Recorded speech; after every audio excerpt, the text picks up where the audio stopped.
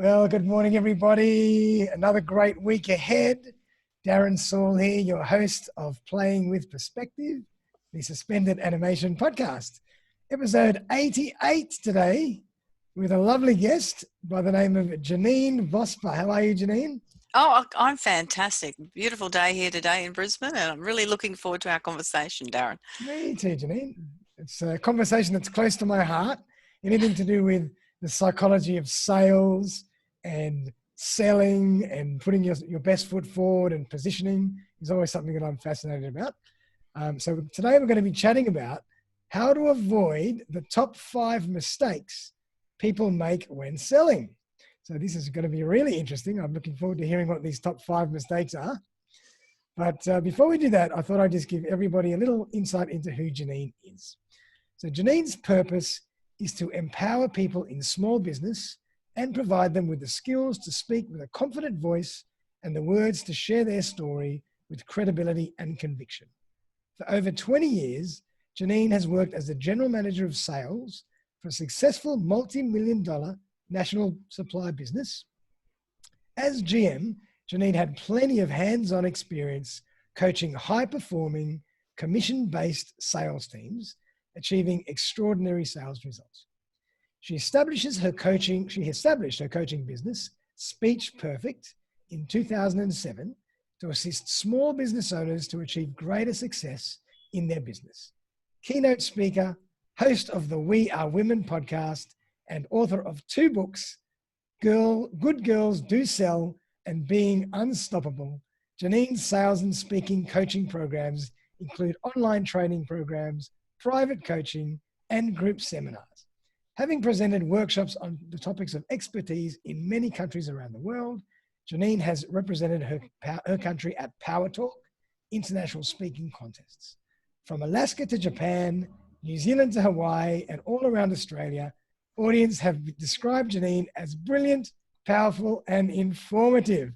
So welcome, Janeen. Oh, thank you, Darren. Whenever I hear that read off, I go, yeah, look, I've written it. It sounds great. Everyone just believe it. No. Wow, fantastic. Well done. You've certainly done a lot and you've had amazing accolades. So I'm very impressed and I'm very proud and honored to have you on the show.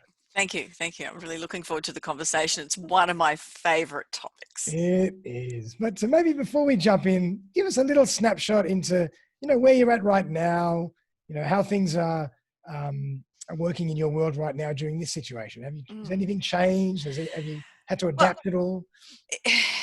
I was fortunate because I already had a whole lot of online training programs. So I didn't have to jump in and create a whole lot of extra things when the lockdowns first occurred, because we weren't able to do face-to-face training. So it was a little bit of a benefit and used to doing webinars, etc. But what I found particularly in Queensland, because we've had a little bit of freedom now for a couple of months, is everybody's realized that they need to get good at telling their story and getting people to buy things. Definitely. Particularly now, I've had clients that have been sitting on the fence for some of them nearly 2 years going, yes, that's a great idea. We need to get our staff trained. And now going, thank you, let's book in a date, because they need something to be able to stand out. And a lot of people feel very uncomfortable trying to sell something to somebody at the moment as well, because we're aware that people are in, it could be in dire straits in some situations, but there's a lot of people buying. And that's where my focus is getting people to buy from you rather than trying to sell. I absolutely love that. For me, it's like, I liken it to, we have to create the environment so people are comfortable and willing and wanting to buy, rather than us having to push and hard sell our products and services. Absolutely. And it's not comfortable for anyone. I actually put a little video post up today on Facebook on that subject. It's not comfortable, Awesome. So, let's jump in. Do you think that the mistakes people make these days are the same mistakes we made years ago? Has psychology of selling or buying changed, or is it we've just made the same mistakes because we haven't taken the time to really understand the psychology behind buying? It's a really interesting question, because, what is different now, and particularly in 2020, this year appears to be different than other years. But I don't think they're making different mistakes. People's buying behaviors are different now. We've got a lot of opportunities. If we want something, we go research it. It's online. We can buy that. So we now, rather than being sold to, we do buy a lot more. A lot more people are in their own small businesses as well. And that means that there's a lot more options and a lot more availability for us to, as buyers, to look at. So for the sellers, that's again, is that there has to be a way for them to stand out a little bit more.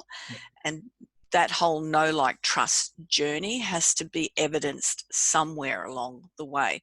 So looking at the mistakes, whether the mistakes are different now, I think they are. I think there's certain things that we always need to get right. We just always need to get them right. But maybe we need to do them, doing them in a again, because of more people are in their own businesses, it's much easier to sell if you work for somebody else. If it's their product, it's much easier to do that, because a no is not a personal no. Whereas if it's your product, your business, a no is taken a lot more personally. But that's where I'm seeing the difference. But I think when we go through the mistakes, they're probably pretty much the same. Yeah, fantastic. That's a really good point. So let's jump in. To outline for us the 5 mistakes that people are making when they're selling. Okay, the first one is that people aren't prepared to get uncomfortable.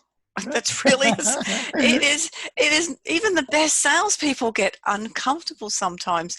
It's just the way it is. It's, you may be a great technician at what you do, but if you don't make a sale, you don't have a business. And you ask, a lot of people about when I'm running courses, I'll get people to put up again, who's in sales? And now everyone in business knows they are in sales. They'll all put their hand up. And then the second question, who just absolutely loves it every morning? They get up and go, wow, I'm going to make some sales today. I'm loving it. And it's a bit like crickets. I might get 1 or 2 people that will feel that passion. And selling is uncomfortable if you're trying to sell. Now, this is where I do the biggest switch around for people. And if you get this, then you will be able to feel comfortable about selling. And the thing is, if you are the best massage therapist, yoga trainer, podcast host, are great at what you do, and you don't tell people about it, well, I'm sorry, that is extremely selfish. Oh, I like that. I love it. It is. Why would I want someone else to go to another sales coach where they might pay more, they might not get the same results as they'd get with me? Why would I do that? 100%. And people always say, oh, I'm not a salesperson. I'm not selling. I'm scared to sell. But in the end of the day, personally or professionally, we're all selling something, all putting our best foot forward. And we have to learn, as you say, to get uncomfortable and have the confidence to believe in what we do, whether it's personal or professional, and tell people how great we do, how great we are. Correct. Australia, we have that tall poppy thing where I don't want to put my hand up and look like I'm big noting myself. But it's not that. It's that, really, why would you let someone go? Why would you disappoint somebody?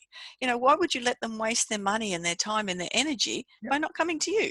It really, I challenge people on this all the time. Otherwise, you must be thinking, well, I'm not a good technician. I'm not good at what I'm doing. Because you don't really believe in yourself if you're not prepared to go all out and say, come to me, talk to me, I'm the best. Yeah. And that's if you can get that switch in mindset. And I know I was working with somebody the other day and she's just gone, oh my goodness me, I cannot believe how many people I've let down. It was a really, really good response. And yes, and part of my blog this morning was exactly that we're all in sales, and it's whether you're convincing a girlfriend to buy a dress or your husband to mow the lawn or your children not to take drugs. You are in sales all the time. Definitely. And we have to be comfortable with voicing our philosophies and our opinions about whatever it is we're passionate about. And we can't run away from that opportunity. I think that's so true. So that's the number one thing, isn't it? Just get uncomfortable. Be prepared to get uncomfortable. And the second mistake is people talk too much. whether it's, if you're wanting to make an appointment, if you want to make a phone call to make an appointment, then make a phone call to make an appointment. Don't try and make a sale on the phone. Love it. If whatever you are trying to do, particularly let's talk about the appointments or something on the phone, it, just stick to the facts about what you want to achieve. Yep. Asking questions is the most powerful way to understand how you can solve somebody's problem. And knowing how to ask power questions, Yep. listen to the answers, and then being able to paraphrase what the person has said will mean that you get that. And when you paraphrase it back, they'll be sitting there going, you understand my problem. Yep. You get it. Yep. You're the person I want to work with. Being able to shut up and listen. 70% of listening, 30% of questioning. And Yeah. somewhere in there might be a little bit of 100%. commenting as well. But it really is important to use these two and one of these equal proportions. That proportion, agree. And it's a really big thing, because salespeople, like even before, from years ago, everybody used to say, oh, he or she's got the gift of the gab. You'd be a great salesperson. That is total nonsense, because sales is not about talking.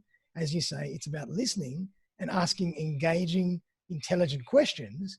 And for me, I've always thought that if you can ask intelligent questions, that also is an incredible tool for building rapport and building credibility, and just positioning yourself as someone that someone would like to do business with, because they can know, like, and trust you. So as you say, less talking, more intelligent questions and listening. And that is a huge shift in psychology for sales as well. Yes, it is. And when you're paraphrasing, paraphrase in their language, and do it with emails as well, not just in the verbal expression. I was working with a group the other day, and we were talking, and so I get them to tell a little bit of story about themselves, and when we're doing listening exercises. And one of the women said, I had my childhood in Bundaberg. And when the person paraphrased it back, they said they grew up in Bundaberg. And I said, that is not the word that they used. Yeah. And even using the word childhood has a different meaning to it than grew up. Yes. So finding those moments where somebody gives you a story or a message, and being able to hone in on that as a way to build rapport, as you said. And if people know that you understand what they're telling you, then you will then build this amazing connection with them. And again, that know, like, and trust journey. But it's that whole space of, you know what, that person definitely understands where I'm coming from, and I am prepared to pay them more money because they do. Absolutely. And a lot of the time people, it could be in a sales conversation or a sales meeting, and the person is already ready to buy, but you're still talking. I've seen so many people talk their way out of sales. Yeah, and you talk your way out of the sale. Isn't that ridiculous? Absolutely. Yes. I learned this the hard way with just even in my personal life. I have a friend of mine who is great at not talking, really good at not talking. And when you're in a conversation with friends, you're really chatty. Oh, I am anyway. And I'm filling in all the gaps, and she would just stop talking, and I would there's a space, there's dead air, and I'd have to fill in the gaps. And what I've learned from her, it took me a long time. We've been friends since grade 1, and what it has taken me until the last few years to learn is to say nothing. So these dead spaces might go 30 seconds now, but they are the most powerful. She jumps in. Because when you leave that empty space open, you're forcing the other person to show you what's on their mind. If you're not going to fill that space with what you want to say, you're forcing the other person to actually say something that's going to be relevant to you. So you have to be prepared to sit it out and wait and hold that silence and wait for it to come to you. But it's amazing what comes to you when you do. Absolutely. And that's usually a lot of time where the gold comes in as well, because that a lot of people are very comfortable at letting others speak.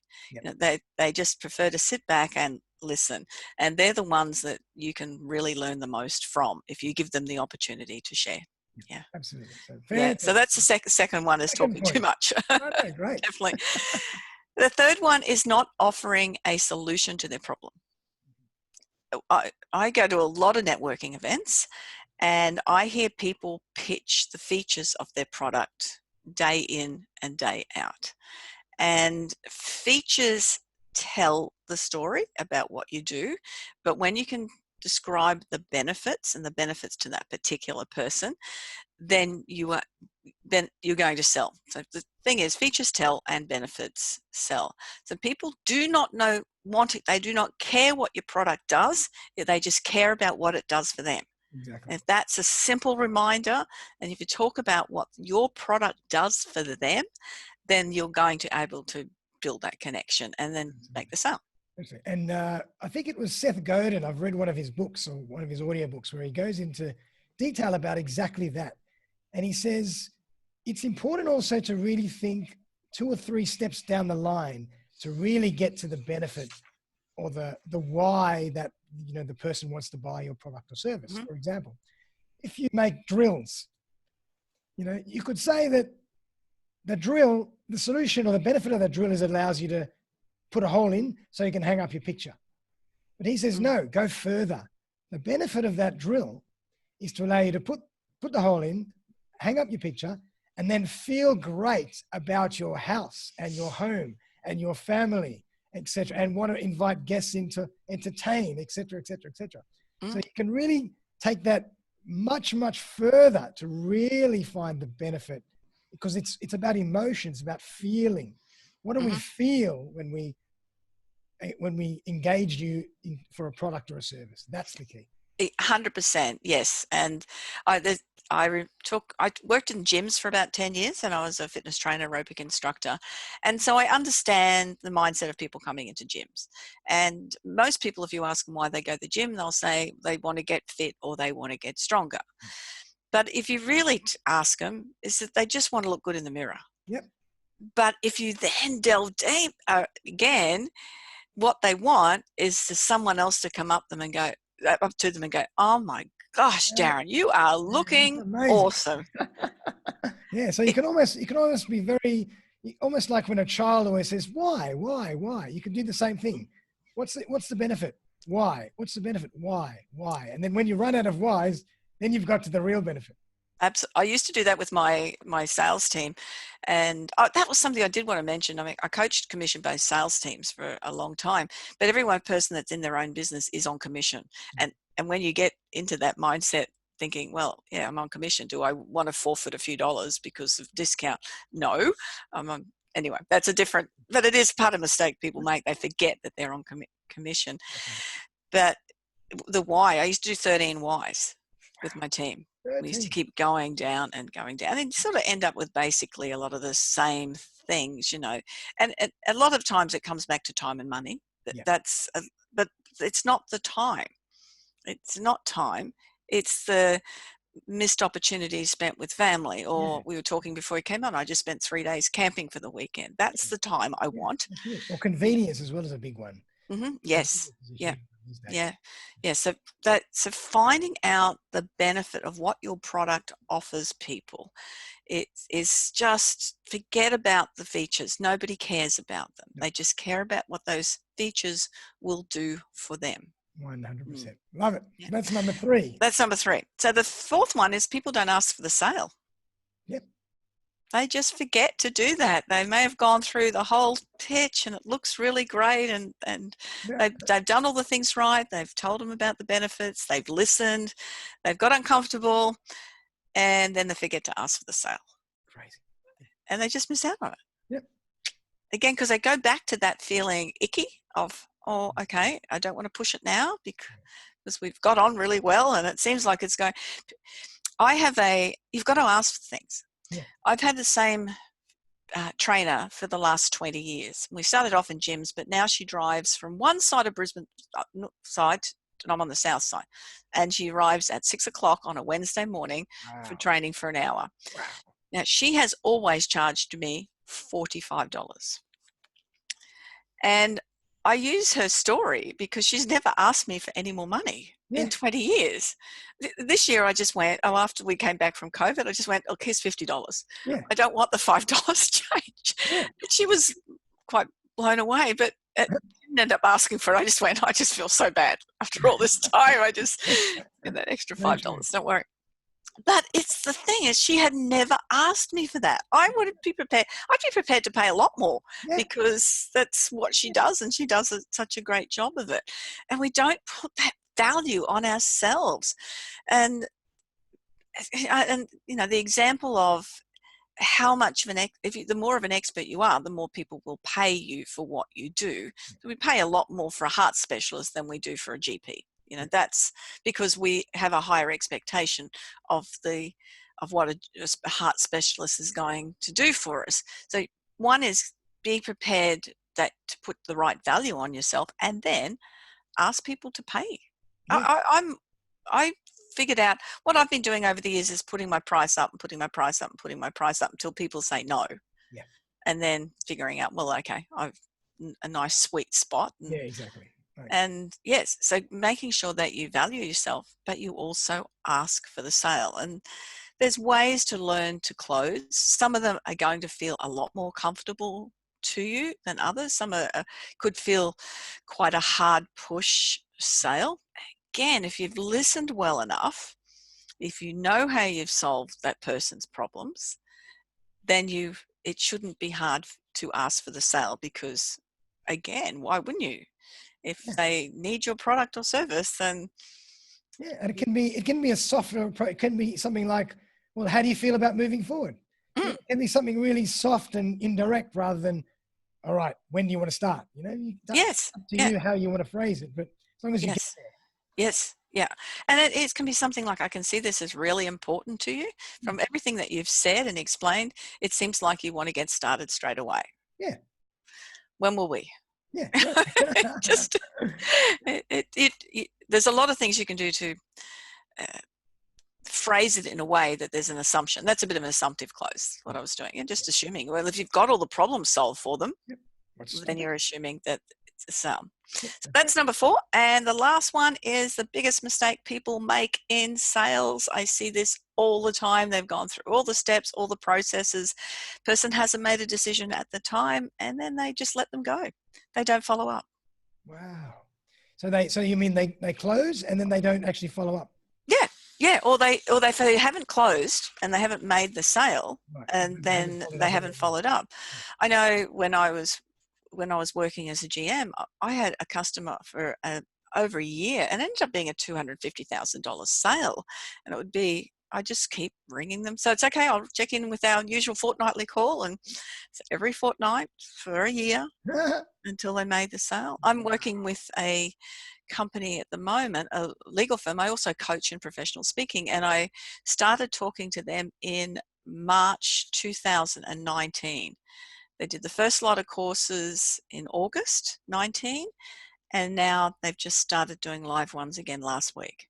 And it has been follow up after follow up after follow up after follow up. And it's a great gig, and it's particularly love working with lawyers and helping them become better speakers. And I really enjoy it. So 44% of people do give up after the first sales follow-up call. Yep. And they'll go, oh yeah, better off, someone told me I had to do it. You're leaving money on the table if you don't follow up. You just gone through all that effort, and you need to do it. But 44% of people will stop after one follow-up call, and the average person only makes 2 attempts to call. And I think they say it takes about 7 or 8 to actually. Yeah. Well, 80% of sales are made after the fifth phone call. So there's other ways to contact people as well in that time, not just with the phone calls. But yes, you've got to be prepared to follow up. And what's the percentage? I think it's 70%, around that figure, that people will take 3 months to make a decision to buy something.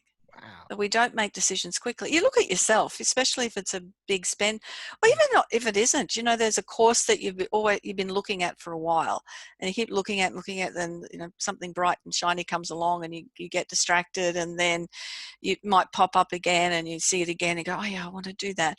Whereas if a person made a phone call at that particular time, you'd go, oh yeah, right, we'll do it now. Yeah.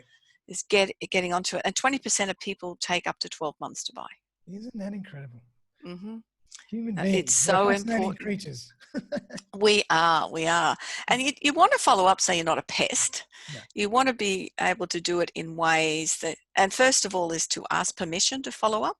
Yeah, that's true. And if someone doesn't give you permission, it means that they're really not interested anyway. Yeah. Yeah. And you're better off just wiping your hands of it until, maybe a few months down the track, give them a call back or something. But if they won't give you permission to call back at a particular time, don't waste your time. Yeah. But most people will, if you ask permission to call up.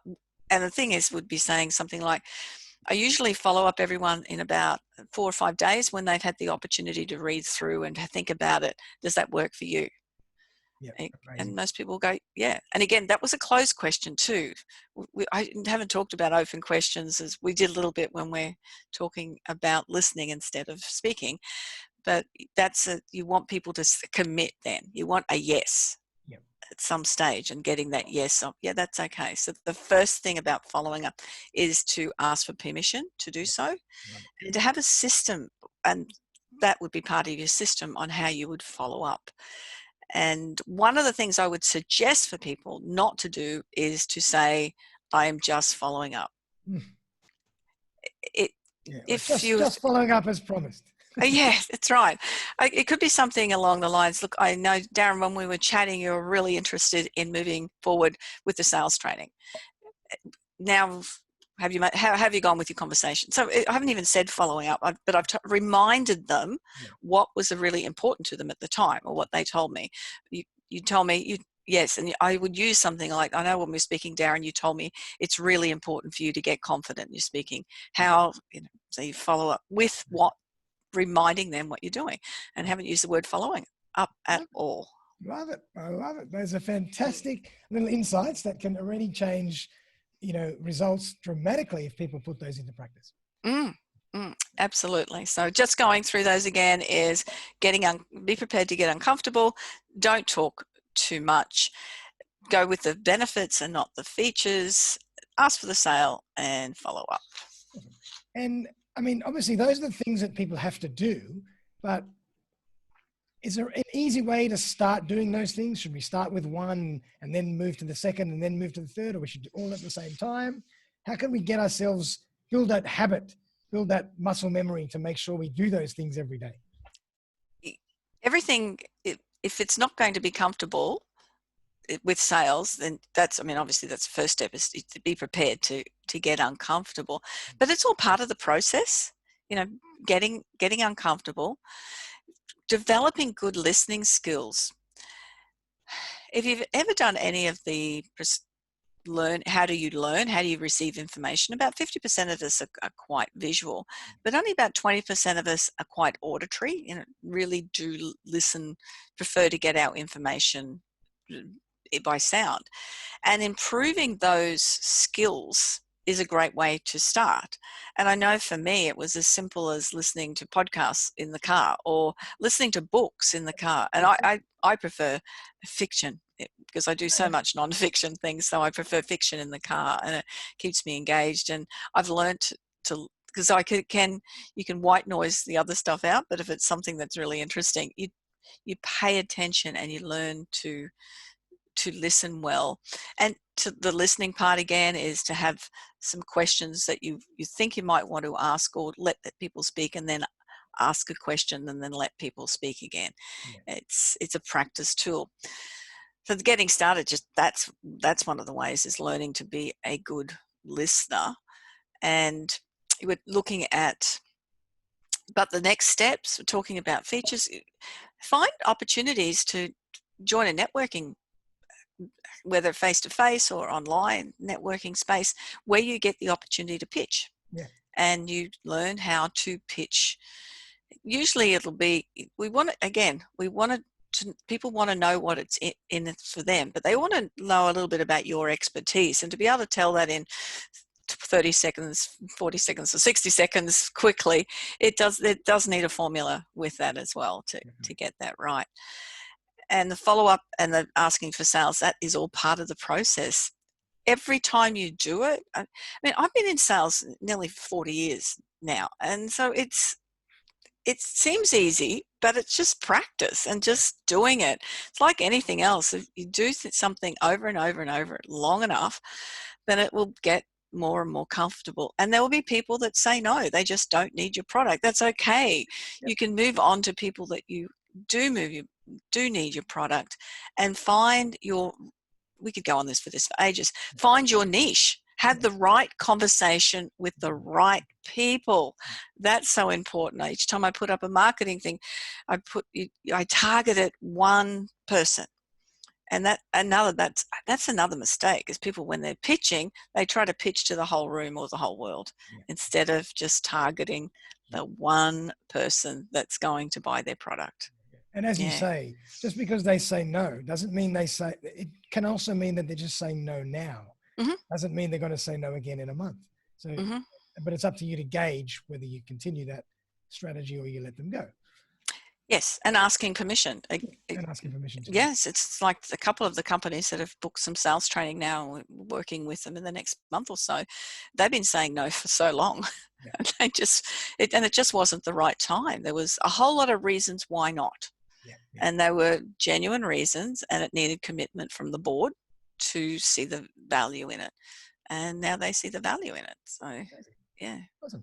Yeah. So, Janeen, I would love to have a little case study or a little example from some of your experience. Not something that's confidential, obviously, but without mentioning names. But I'd love a story of how you've been able to help a company or a salesperson implement some of these steps, and it's made a huge difference to their results.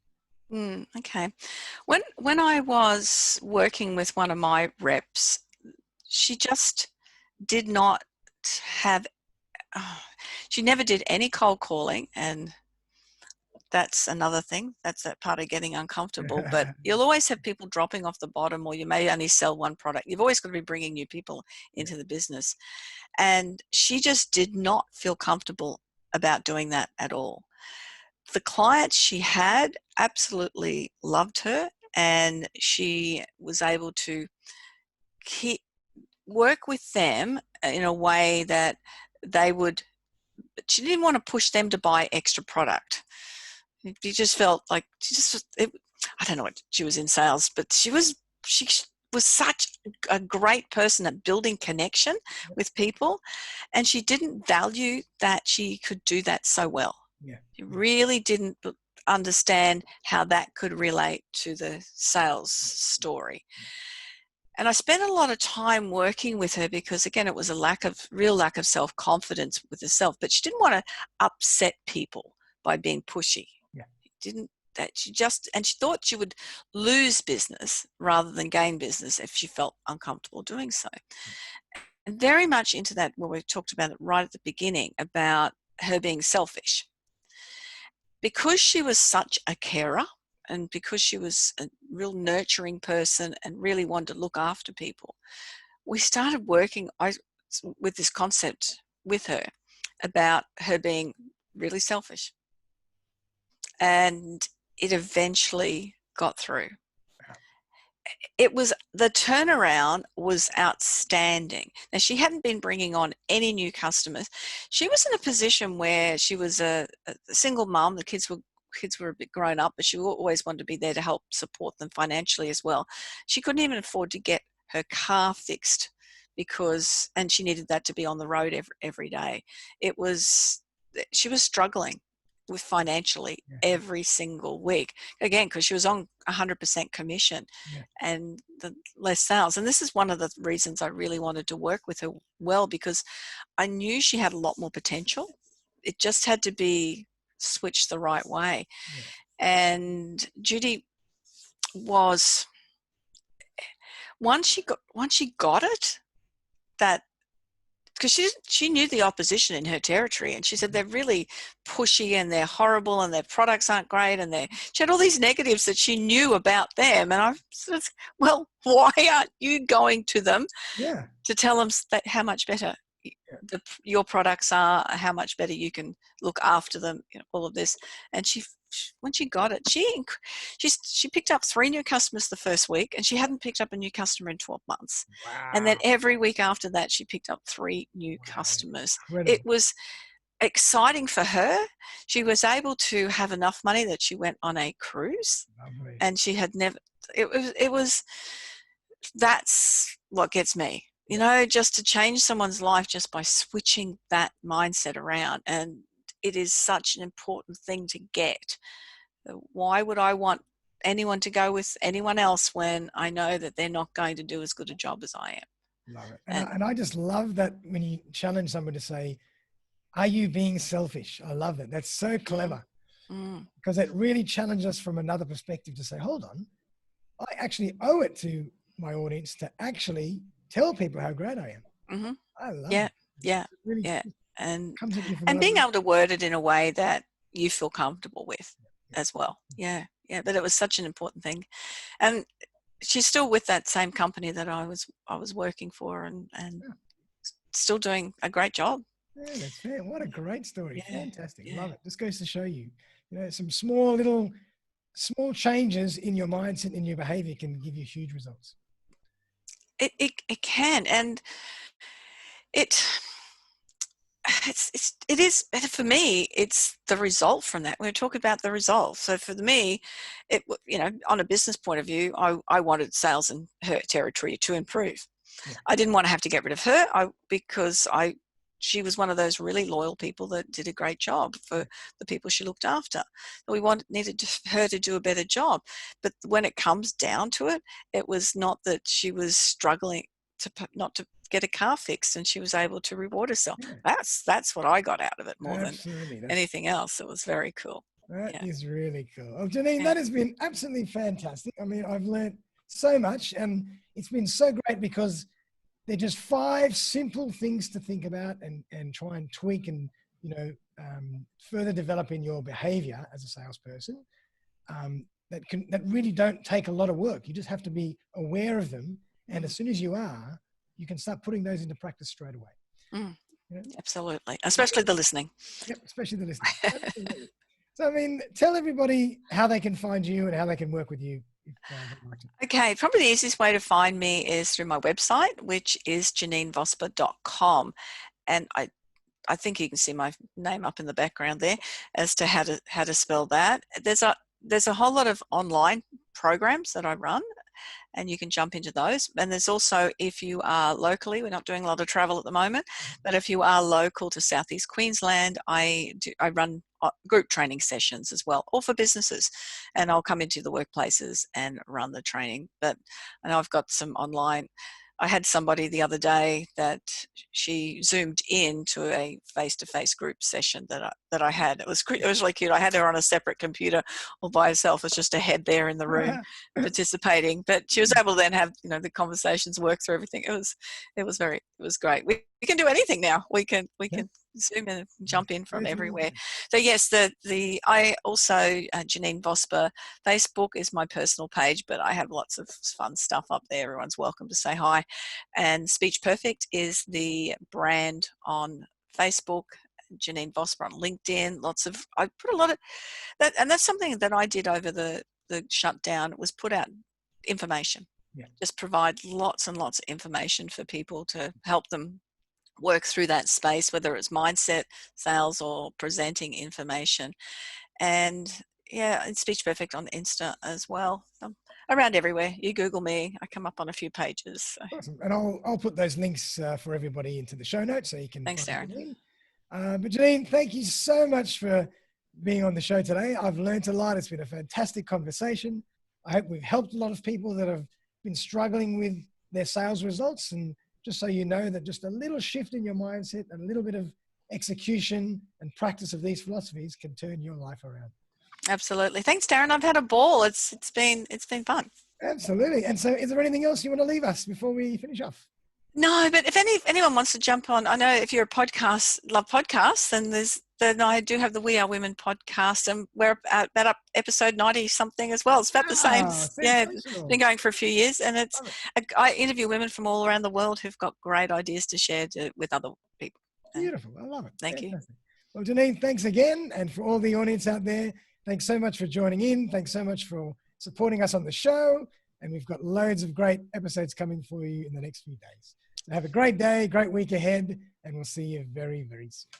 Bye.